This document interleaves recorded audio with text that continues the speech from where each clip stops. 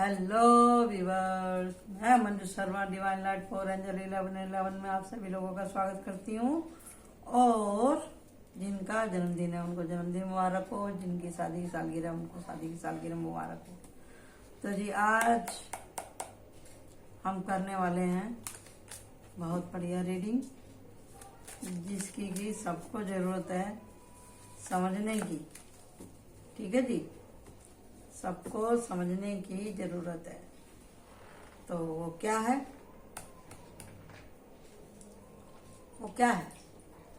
कि हम आए कहाँ से और जाएंगे कहाँ से, ये तो सबको पता है ना।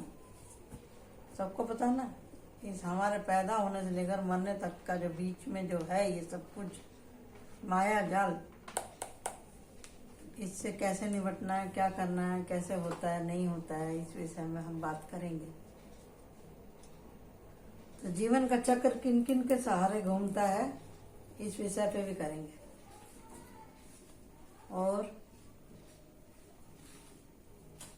इंसान भगवान के बीच में एक चीज और भी होती है, वो होता है एक बीज। और बीज से फल और फूल बनते हैं, वो ग्रो करता है। तो उसकी कितनी महत्ता है। तो बीज तो भगवान ही है, उसी की इच्छा से संसार चल रहा है। ठीक है ना। लेकिन उसने किसी को जरिया बनाया हमको यहाँ संसार में लाने के लिए, तो वो थे हमारे माँ बाप, जो कि सदा नहीं रहते। हम किसी के माँ बाप हैं, कोई हमारा माँ बाप था, कोई उनका माँ बाप था, ऐसे ये पीढ़ी दर पीढ़ी चलता है। तो जी हम उन पीढ़ियों की ही बात करेंगे, उन पूर्वजों की ही बात करेंगे। तो आज हम बात करेंगे कि हमारे पूर्वज हमसे क्या कहना चाहते हैं। ओके। और ये सब धर्म में होता है, हिंदुओं में भी होता है, मुसलमानों में भी होता है, क्रिश्चियन में भी होता है, सब जगह होता है। सब जगह होता है, सब लोग करते हैं। और वही होता है जो हमारे यहाँ होता है, कपड़े दान करो, मीठा दान करो, प्रार्थनाएं कराओ।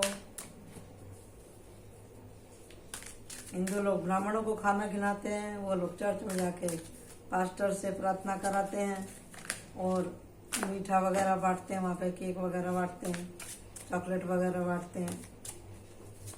और मुसलमानों में जर्दा वगैरह और जो भी है अपना खाने पीने का सामान वो बांटा जाता है।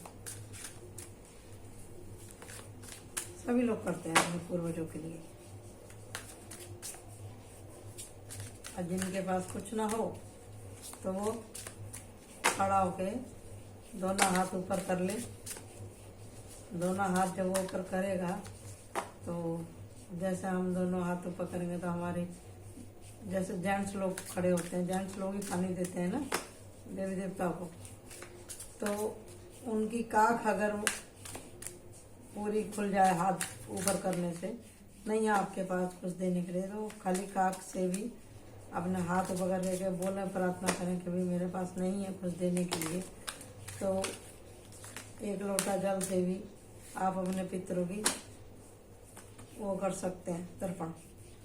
अगर कोई पढ़ा लिखा है तो वो अपने घर में गीता बिठा ले या खुद से पढ़े रोज एक अध्याय, और ज़्यादा करके 11वें अध्याय का महात्म पढ़ने से और पितरों का नाम लेकर के उनको सुनाने से भी उनको शांति मिलती है। जिनके पास पैसे है वो नदी और किसी तीर्थ पे जाके पिंडदान करते हैं, और जो साधारण है वो घर पे जो लोग रहते हैं वो लोग घर पे ही अपना खाना पीना खिला करके अपने पूर्वजों को तर्पण करते हैं। ब्राह्मणों को कपड़ा लत्ता दान वान करके। और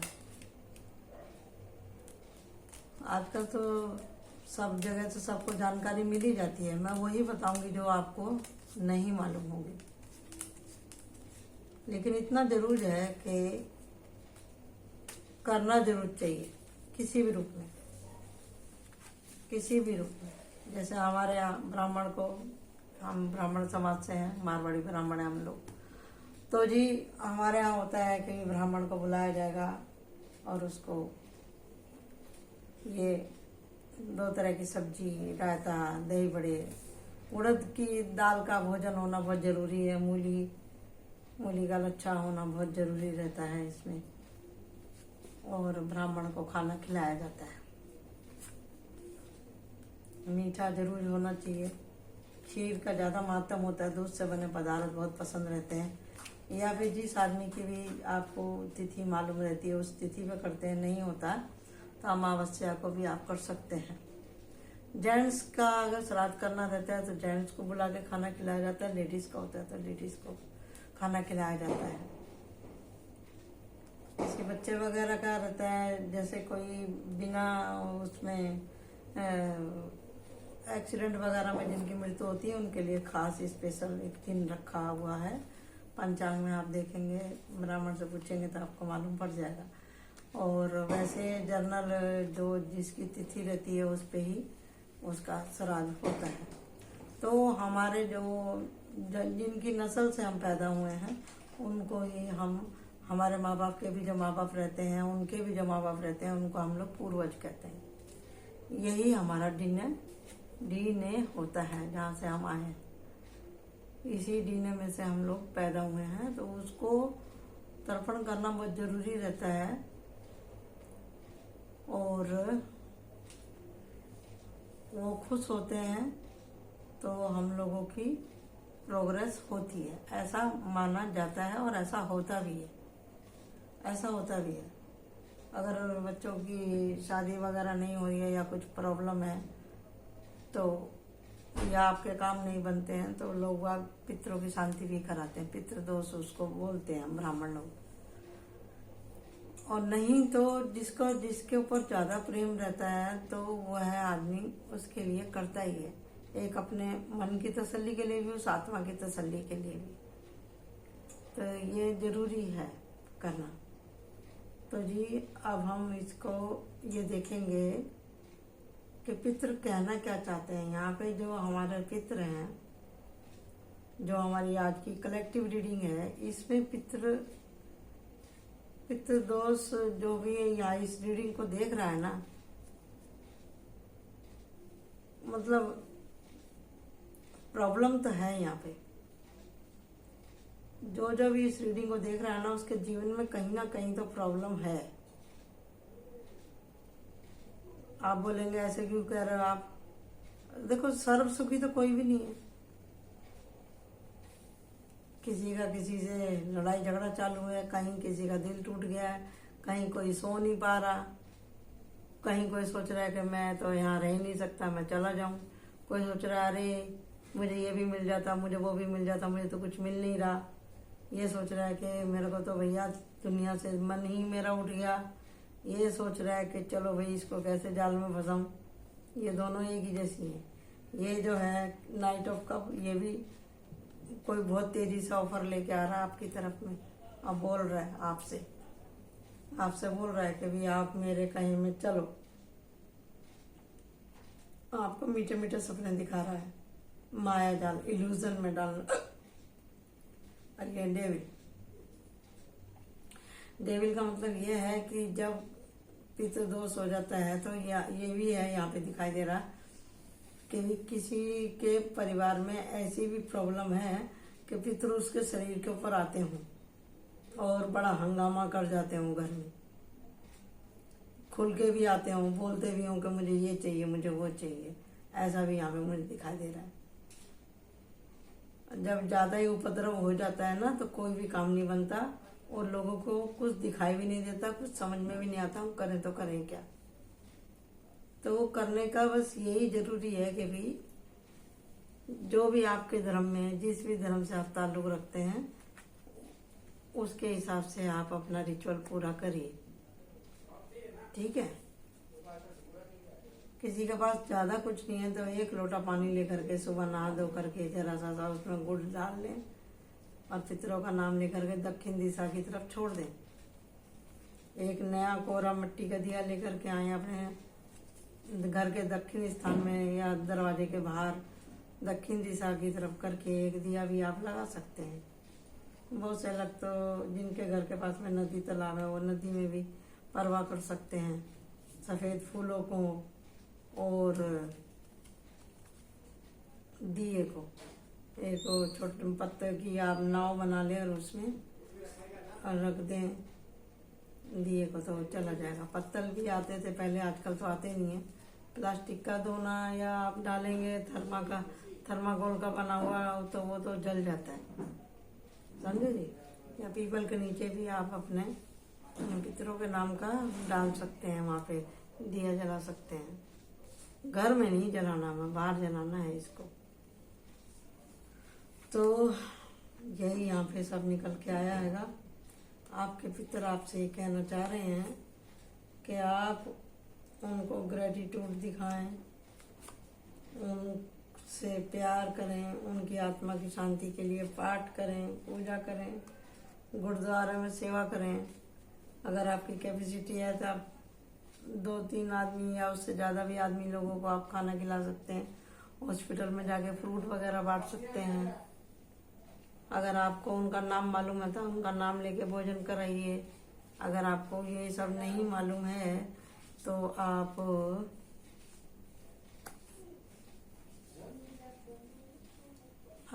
खाली मम पितृदेवो नमः ऐसा बोल के भी आप उनको नमस्कार कर सकते हैं। मम लगा करके, मम मतलब मेरा, जो भी कोई मेरे हैं पितृ वो मेरे को ऊपर, मैं आपसे माफ़ी मांगता हूँ और आप जो है मेरे ऊपर अपनी दया करें।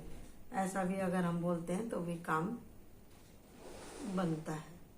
ये उनकी इच्छा है, वो कम मानेंगे, ये उनकी इच्छा है, लेकिन हमें लगातार प्रयास करना है। और नहीं तो कर्मा तो देखो सभी के साथ चलता है, हमारे साथ भी चलता है, आपके साथ भी चलता है। जो है हम करके आए हैं झोल, वो तो हमें निपटना ही पड़ेगा। लेकिन पूजा पाठ करना भी बहुत ज़रूरी है, चाहे आप किसी भी धर्म से ताल्लुक़ रखते हो। जैसे मुसलमान लोग दुआ पढ़ते हैं, फातिहा पढ़ते हैं, तो वो करना ज़रूरी रहता है। वो ज़रूरी रहता है अपने आत्मा की संतुष्टि के लिए। इससे क्या होता है, न्यू जनरेशन को भी ये लगता है कि हाँ भी ये अपने माँ बापों के लिए कर रहे हैं तो हमें भी अपने माँ बापों के लिए करना चाहिए। ये पीढ़ी दर पीढ़ी चलते रहना चाहिए, ताकि ये जो रिश्तों की मिठास जो है वो बनी रहे। तो कहने का मतलब ये है कि जी रिश्तों में मिठास होने के लिए ये पितरों का फेस्टिवल होता है, इसको पूरा करना ही चाहिए। किसी तीर्थ पे जाके भी कोई पिंड दान कर सकता है, अपने घर में भी बुला करके छत पे, या अब आपके घर के आसपास कोई मंदिर हो उसमें भी हो सकता है। जगह स्थान बने हुए हैं तो वहाँ पे आप जा करके आप कर सकते हैं। तो कोई कथा वगैरह भी कराता है सत्यनारायण की। और जिसको बहुत से लोग हैं अपने उनके देवी देवता पितर खेतों में ही बैठते थे पहले ज़माने, प्रॉपर्टी जिनकी रहती थी। अभी भी 100 में से 50% लोगों के देवी देवता खेतों में ही हैं। जो लोग शहर आ गए हैं उनको प्रॉब्लम होती है तो वो उनका नाम लेकर के भी कहीं पे भी पूजा करा सकते हैं। और जो है फोटोआँ वगैरह अगर किसी के पास उपलब्ध है तो फोटो को रख के भी पूजा पाठ होती है। ये तो है तरीके जो कि मैं आपको बता रही हूँ। और कार्ड मैंने आपको यहाँ तक पढ़ के ही सुना दिया, वापिस से पढ़ के सुना देती हूँ। फिर उसके बाद में बताते हैं कि भी जब पितृ खुश हो जाते हैं तो वो क्या क्या सहूलतें देते हैं। तो यहाँ पे जो है पितृ बड़े उग्र स्वभाव में आ रहे हैं, लड़ाई झगड़ा बढ़ रहा है, इसी की वजह से किसी का दिल टूट रहा है, कोई सो नहीं पा रहा। न्यू बिगिनिंग तो है आपकी, न्यू बिगिनिंग तो होगी, क्योंकि जो सिलेंडर कर देता है पितरों को, अपनी गलती मान लेता है, जो अपने बुजुर्गों को गाली नहीं देता है तो उसकी तो कहीं कभी ना कभी तो तरक्की हो ही जाती है। यहाँ पे इसी कष्ट की वजह से कुछ अपने कर्मा, कुछ अपने एंसेस्टर की भी गलती। ऐसा भी होता है कि जो गलतियाँ हमने नहीं करी लेकिन हमारे पूर्वजों ने करी है, उसके भी फल हमको भोगने पड़ते हैं, तो उनकी भी आत्मा भटकती है। तो बहुत से जैसे ये यहाँ मैंने बताया आपको टेबल में कि भी बहुत से पूर्वज अंग के ऊपर आते हैं। अंग के ऊपर मतलब शरीर के ऊपर उनकी ऊर्जा आती है, निगेटिव ऊर्जा उनकी आती है और वो मुंह से बोलते हैं मुझे ऐसा चाहिए वैसा चाहिए। मैंने तो यहाँ तक देखा है अगर किसी को डिलीवरी होने वाली रहती है तो बच्चा पैदा नहीं होने देते हैं वो लोग, शादी होने वाले शादी नहीं होने देते तो वो तुरंत ही वो किसी के मुंह से बोलने लगते हैं कि मेरे को ये दो तो तभी मैं काम आगे बढ़ाऊंगा करके।